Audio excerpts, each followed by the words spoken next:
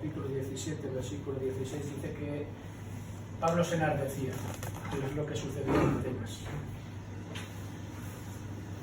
Yo me acuerdo cuando pasa la Semana Santa muchas veces de mi padre, porque cada vez que salía en la televisión imágenes y cosas de estas, mi padre se enardecía.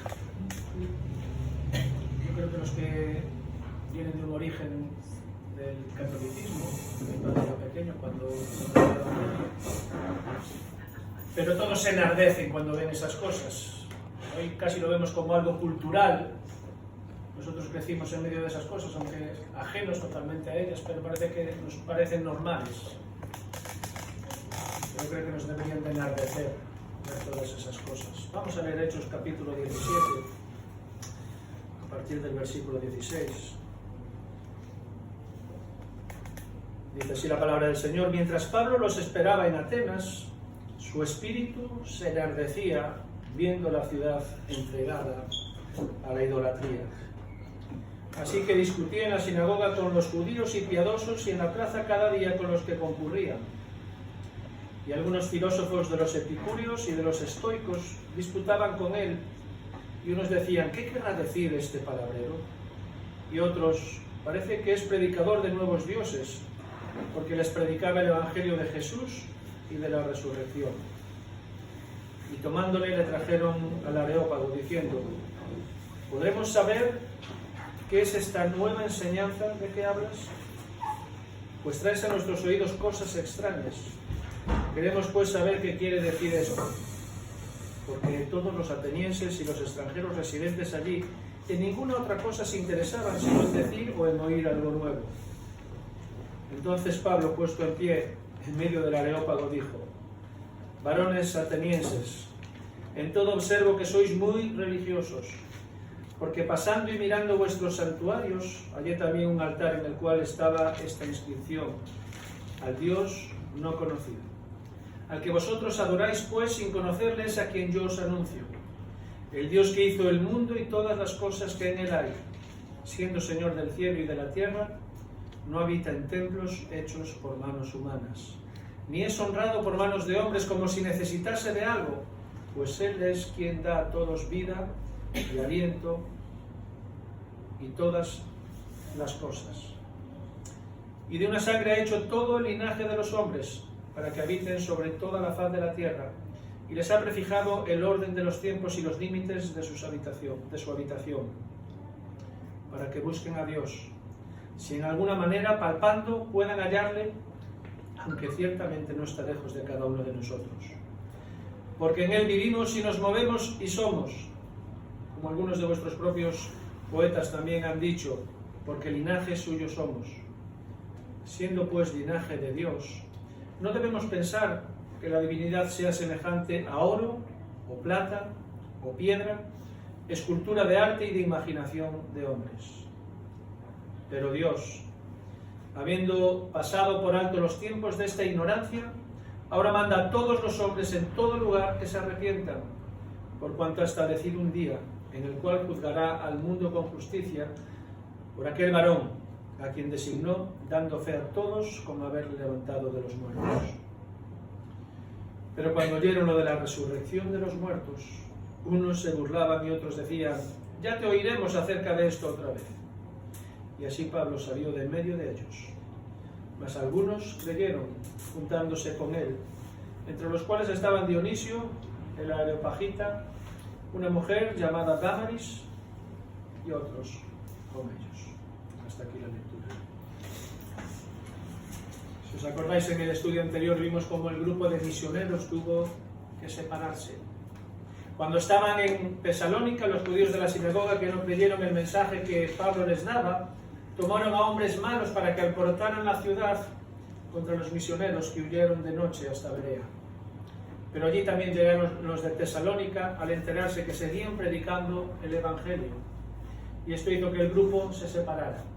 Silas y Timoteo quedaron en Berea y Pablo salió de allí acompañado de algunos hermanos y llegaron hasta Atenas. Alrededor del siglo V a.C., Atenas era el centro intelectual del mundo. Pero en aquel momento en el que Pablo llega a la ciudad, ya no era la misma ciudad de aquel entonces. había perdido mucha de su influencia comercial en aquellos días. En el año 146 a.C. los romanos la habían conquistado, pero se cuidaron de no interferir con el gobierno local. Así que disfrutaban de una relativa independencia. Atenas descansaba en su reputación como centro de arte, literatura, filosofía, enseñanza y oratoria. Sin duda el apóstol Pablo allí se encontraba como pez en el agua, porque era al contrario de Pedro y Juan, que eran hombres sin letras y del vulgo, había sido un hombre muy instruido, y veremos cómo en su mensaje a los atenienses hace mención de alguna frase usada por poetas griegos de la antigüedad. No sé si alguien estuvo alguna vez en Atenas. Aquel lugar debía ser algo impresionante. En la actualidad Atenas todos son ruinas. Pero en aquella ciudad, construida alrededor de la colina llamada Acrópolis, estaba el impresionante templo de Atenea, que conocemos como el Partenón. Hoy prácticamente solo quedan las columnas. En ese mismo lugar se encuentran los propíleos, los famosos templos de Decteón, el altar de Atenea, y en la cima de la Acrópolis una estatua gigantesca de bronce de la diosa Atenea. En la parte baja de esa colina se encontraba la sala de conciertos, el Odeón de Pericles, el teatro de Dionisio y el gran templo de Zeus, que era uno de los edificios más grandes de la antigüedad. Era una ciudad sumamente religiosa, como lo demuestran los muchos templos e imágenes de dioses que allí había. Y sin duda cualquiera que estuviera allí en aquel momento quedaría asombrado por aquellas inmensas construcciones. Pero Pablo no miraba aquellos edificios e imágenes como objetos artísticos, sino como los objetos de una religión pagana. Versículo 16. Mientras Pablo les esperaba en Atenas, su espíritu se enardecía viendo la ciudad entregada a la idolatría. Y es que a Pablo le habían enseñado desde su niñez lo que decía la ley de Dios. Yo soy Jehová tu Dios, que te saqué de la tierra de Egipto, de casa de servidumbre. No tendrás dioses ajenos delante de mí. No te harás imagen ni ninguna semejanza de lo que esté arriba en el cielo, ni abajo en la tierra, ni en las aguas debajo de la tierra. Eran los mandamientos que el pueblo de Israel había recibido. Pero sin duda era un mandato para todos los hombres, y ahora Pablo, que estaba predicando a los gentiles el mensaje de Dios, se daba cuenta que esto era un mandato, no solo para Israel, sino para todas las naciones. Y allí estaba Pablo, viendo cómo aquellos templos se llenaban de multitudes que se postraban delante de las imágenes. ¿Os suena algo eso? Qué triste sería para Pablo ver a tantas personas que iban tras los ídolos en vez de buscar al Dios verdadero que les estaba presentando. Versículo 17. Así que discutía en la sinagoga con los judíos y piadosos, y en la plaza cada día con los que concurrían. Lo que estaba viendo lo llevaba a predicar el Evangelio, y como ya hemos visto, su costumbre era ir primero a las sinagogas. Allí discutía, como dice literalmente, razonaba con los judíos y con los piadosos. Lucas vuelve a diferenciar los tipos de personas que asistían a la sinagoga. Y yo me imagino allí a Pablo diciéndonos a los que asistían a la sinagoga de Atenas: ¿no os hierve la sangre al ver todo lo que sucede en esta ciudad? ¿Cómo podéis dormir sabiendo que las calles están llenas de ídolos? Pero vemos que Pablo no solo se limitaba a la enseñanza a los judíos y a los gentiles piadosos, sino que también durante el resto de la semana enseñaba en el mercado, donde la gente acudía a comprar alimentos y otros productos. En los edificios cercanos al mercado, los magistrados realizaban también los juicios donde impartían justicia. Allí también se reunía el Senado para discutir asuntos relacionados con política. Y bajo el abrigo de aquellos edificios, los filósofos se reunían para dar o escuchar conferencias. Y a la gente se le permitía escuchar esas conferencias, por lo cual en el mercado tenían lugar grandes debates de un alto nivel intelectual. Aquí fue Pablo a discutir con los filósofos, los discípulos de estos y otras personas que acudían a escuchar su exposición acerca de la persona, la obra, la muerte y la resurrección de Jesús. Nos dice el texto que entre los filósofos que discutían con Pablo había miembros de dos grupos de pensadores, los epicúreos y los estoicos. Los del primer grupo eran seguidores de Epicuro, que vivió del año 342 al 270 a.C., quien enseñó que no había que tener miedo a la muerte, porque no hay nada después de la muerte, que el alma se extingue cuando el cuerpo muere. Además enseñó que todo ser procura placer evitando sufrimiento y dolor en la búsqueda de satisfacción y felicidad. Su filosofía se podía resumir diciendo: todo vale para pasarlo bien, ya que nadie ha pedido razón de nuestros actos. Por otro lado estaban los estoicos, que eran discípulos de Zenón, que vivió del año 332 al 260 a.C. Este hombre enseñaba que el hombre alcanza su más alta aspiración cuando se sujeta a sí mismo el curso de los acontecimientos que son controlados por la necesidad divina. Cuando el hombre se sujeta a su destino, alcanza el estado de felicidad. No importan los problemas que te vengan, tienes que soportarlo. De este modo serás feliz. De ahí viene la expresión aguantar algo estoicamente. Venga lo que te venga, tienes que ser feliz. La discusión de Pablo con estos filósofos provocó dos reacciones. Por un lado, unos despreciaron el mensaje de Pablo. ¿Qué querrá decir este palabrero?, se preguntaron. Sin duda era una manera despectiva de referirse a Pablo. Otros, sin embargo, parecía que prestaban atención. Parece que es predicador de nuevos dioses, porque les predicaba el Evangelio de Jesús y de la resurrección. Aunque Pablo seguía fiel a la predicación de Jesús y su resurrección, a aquellos filósofos les pareció que hablaba de Dios, de dos dioses. Por un lado les hablaba de Jesús y por otro lado de resurrección, que en griego es Anastasia, un nombre que nos suena. Aquellos griegos nunca habían oído hablar de Jesús ni de la posibilidad de resucitar, y por eso asociaron la palabra resurrección con una nueva diosa. A aquellos griegos les parecía que Pablo les estaba presentando dos nuevos dioses, lo cual les gustaba. Esto provocó en ellos interés, por lo que Pablo fue llevado al Areópago. Y la palabra Areópago significa colina de Ares, aunque no es en Ares. Era una colina ubicada al noroeste de la Acrópolis, donde se reunía el concilio de gobernantes de Atenas. Más adelante ese nombre, Areópago, se aplicó al lugar en donde se reunían, y finalmente esa palabra, Areópago, denominaba ya al propio concilio cuando se reunía. En tiempos posteriores el concilio realizó sus reuniones en el pórtico real, y este pórtico es donde se piensa que fue llevado el apóstol Pablo. Dice el versículo 19: ¿podremos saber qué es esta nueva enseñanza de que hablas? Pues traes a nuestros oídos cosas extrañas. Queremos pues saber qué quiere decir esto, porque todos los atenienses y los extranjeros residentes allí en ninguna otra cosa se interesaban sino en decir o en oír algo nuevo. La pregunta fue muy directa. Lo que estaban escuchando de Pablo era para ellos algo novedoso, sin precedentes, una doctrina no oída nunca en aquel lugar. Y en esta ocasión vemos que Pablo estaba solo.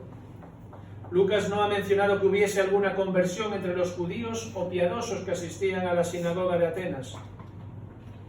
Pero ante aquella audiencia tan exigente, Pablo no se amedrentó. Ante aquella gente que estaba acostumbrada a oír cosas nuevas, Pablo les expuso el mensaje del Evangelio.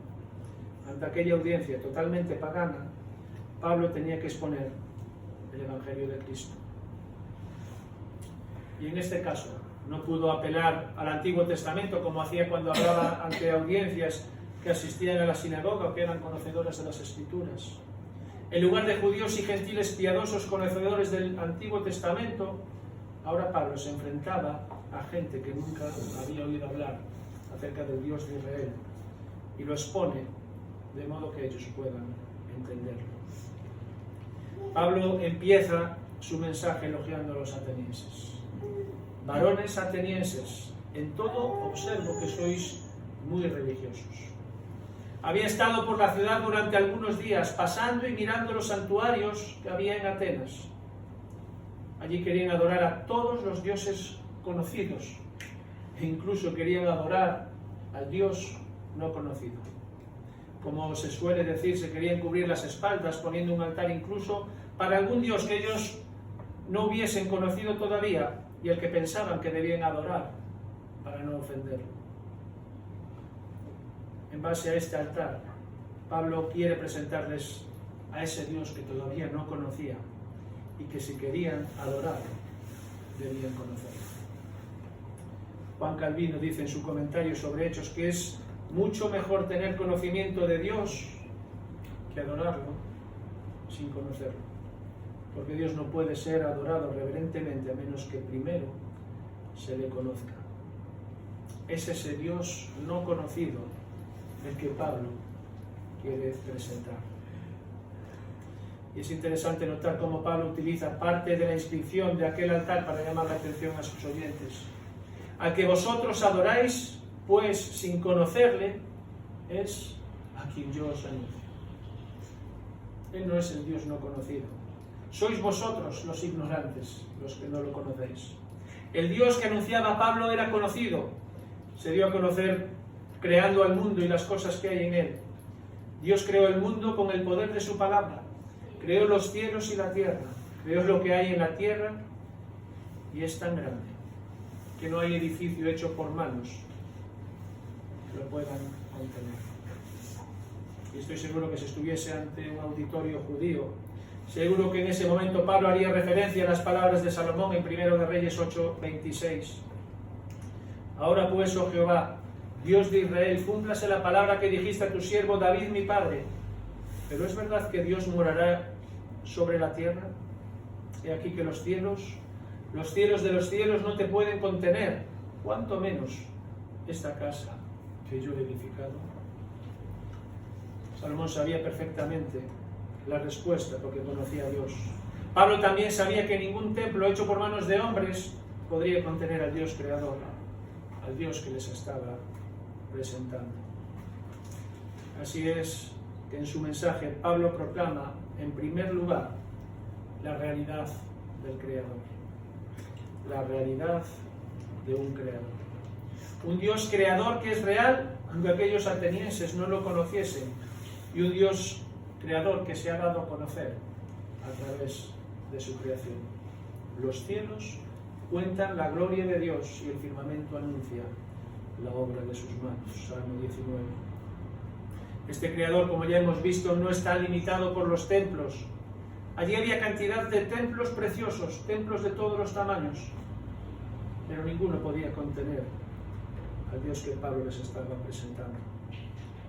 Este creador tampoco necesita de los hombres, dice el versículo 25, ni es honrado por manos de hombres como si necesitase de algo, pues Él es quien da a todos vida y aliento y todas las cosas. Había un altar al Dios no conocido, pero Dios no necesitaba eso. Y este Creador real ha dado una descendencia común a toda la humanidad, dice el versículo 26, y de una sangre ha hecho todo el linaje de los hombres para que habiten sobre toda la faz de la tierra. La realidad de un Creador. En segundo lugar, Pablo proclama la necesidad de un Creador. Este Creador, dice, está cerca, mucho más cerca de lo que podéis pensar. Ya hemos comentado en otras ocasiones que los dioses que adoraban los griegos vivían en el Olimpo, vivían totalmente alejados de los hombres, de sus necesidades y de sus problemas.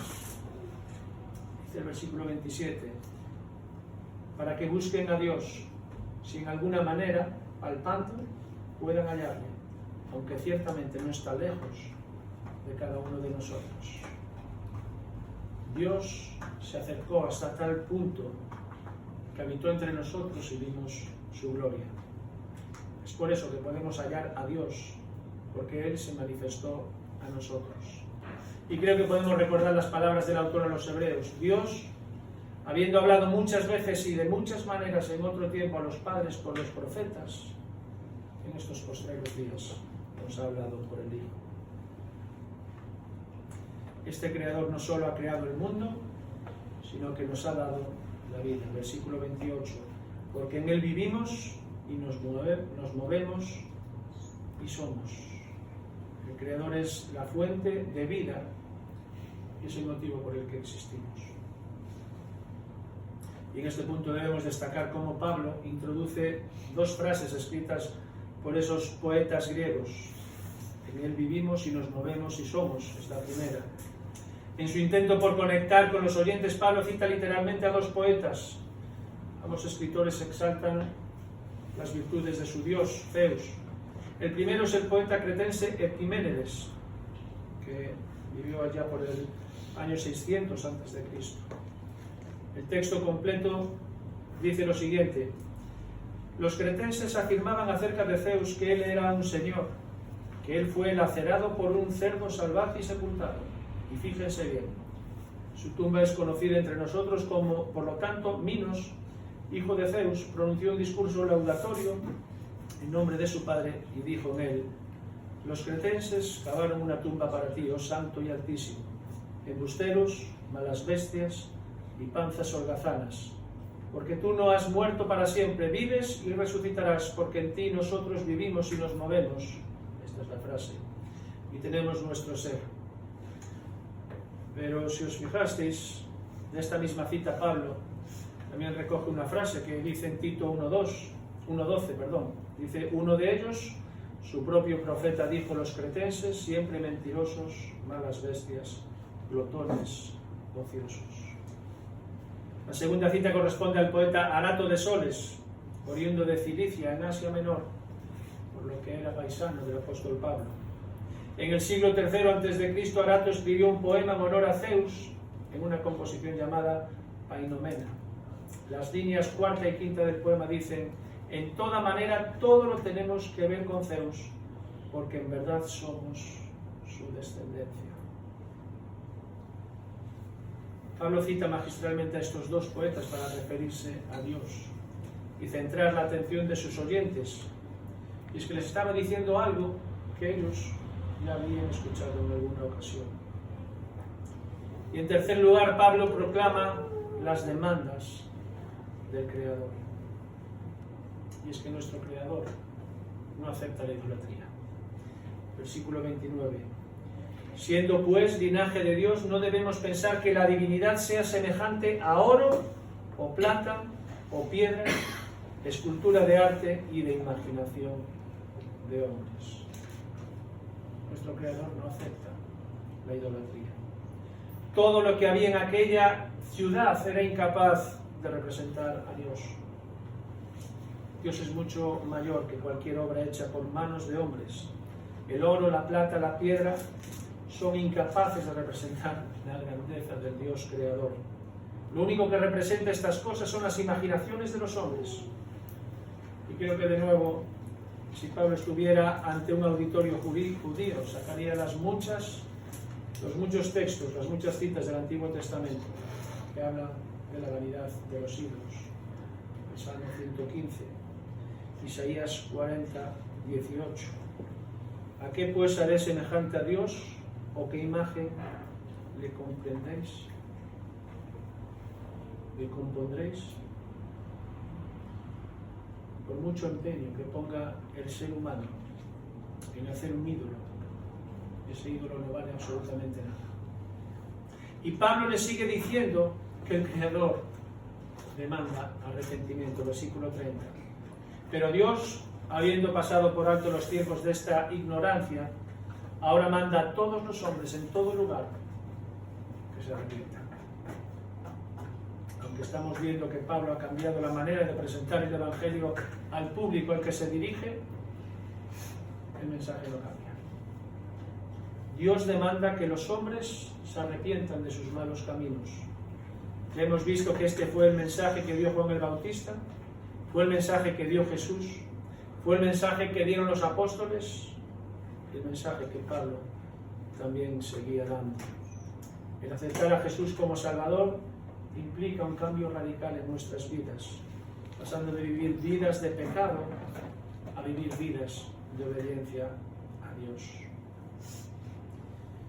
Pablo concluye su mensaje en Atenas diciendo que el Creador va a juzgar al mundo, versículo 31. Ha establecido un día en el cual juzgará al mundo con justicia por aquel varón a quien designó, dando fe a todos con haberle levantado de los muertos. Otras versiones dicen, habiendo presentado pruebas a todos los hombres al resucitarle de entre los muertos. Es lo que recordamos hoy. Como muchos testigos oculares lo vieron resucitado y arriesgaron sus vidas para anunciar que el Señor había resucitado. La referencia de Pablo al juicio divino es una advertencia muy seria a la gente para que se arrepientan y así puedan evitar la condenación, la muerte y la destrucción. Hoy sigue siendo una advertencia muy seria si todavía no te has reconciliado con Dios. El mensaje de juicio divino hace que la gente confiese sus pecados y crea en Cristo, como se nos narra en Hechos 10:42, después del discurso de Pedro en casa de Cornelio, o por el contrario, que endurezca sus corazones, como se nos narrará en Hechos 24, 25 y 26. La pregunta es, ¿cómo respondes tú a este mensaje? ¿Muestras arrepentimiento o endureces tu corazón? Aquel varón al que Pablo se está refiriendo aquí es Jesús. Él resucitó de los muertos, venciendo la muerte. Aunque fue castigado, crucificado, sepultado, al tercer día fue resucitado. Y con su resurrección venció a la muerte. Y ahora Pablo nos dice que vendrá en juicio. Y esto me hacía recordar las palabras de Isaías 61 que Jesús veía en la sinagoga de Capernaum. El Espíritu de Jehová el Señor está sobre mí, porque me ungió Jehová, me ha enviado a predicar buenas nuevas a los abatidos, a vendar a los quebrantados de corazón, a publicar libertad a los cautivos y a los presos, apertura de la cárcel, a proclamar el año de la buena voluntad de Jehová. Jesús terminaba aquí el texto diciéndoles a los que le estaban escuchando, hoy se ha cumplido este mensaje delante de vosotros. Pero la profecía de Isaías continúa, y el día de venganza del Dios nuestro. El día de venganza, dice Isaías. Juzgará al mundo con justicia, dice Pablo en Atenas. Es que el pecado del hombre no va a quedar sin castigo. Ahora sí, hoy todavía puedes escoger la salvación que te ofrece por medio de Jesús. El sacrificio de Jesús no fue por sus propios pecados, porque Él no cometió ningún pecado. Fue por mis pecados y fue por tus pecados. Mas Él herido fue por nuestras rebeliones, morido por nuestros pecados. El castigo de nuestra paz fue sobre Él y por su llaga fuimos nosotros curados. Jesús fue a la cruz por nuestros pecados, pero para poder beneficiarte de la salvación que Él ofrece, tienes que aceptarlo.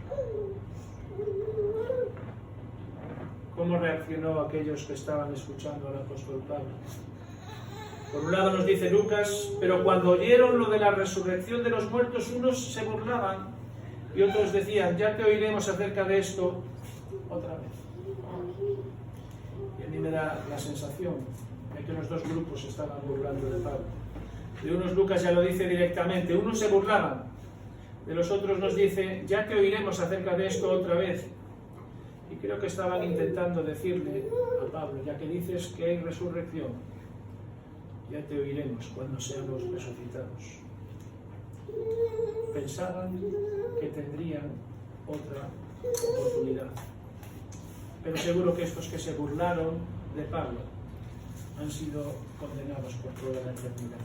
Porque el que cree en Él no es condenado, pero el que no cree ya ha sido condenado porque no ha creído en el nombre del unigénito Hijo de Dios. Pero Lucas nos dice que otros creyeron y se juntaron con Él. Y ahora sí podemos decir que Pablo ya no estaba solo, como al principio del relato. El hermano Dionisio, la hermana Dámaris, y dice, y algunos más que habían creído y que lo acompañaban. Parece que el resultado del ministerio de Pablo en Atenas no fue demasiado abundante. Vimos al principio que de la predicación en la sinagoga no se nos dice, como en Tesalónico, en Berea, que hubo convertidos. Ahora se nos nombra apenas a un par de creyentes y unos poquitos más. No se nos dice que se haya fundado una iglesia en esta ciudad, pero a pesar de esto en Romanos 16:5 y en 1 Corintios 16, 15 y 16 son mencionadas personas que deben haber conocido el Evangelio en Atenas, pues se les denomina las primicias de la provincia de Acaya. Y ellos estaban, dicen esos textos, siendo usados grandemente en la obra del Señor. La predicación de Pablo en Atenas pareció un fracaso, pero obtuvo frutos. Fueron personas que aceptaron el Evangelio y fueron personas que fueron llamadas para servir al Señor. Y hoy el Señor sigue llamando a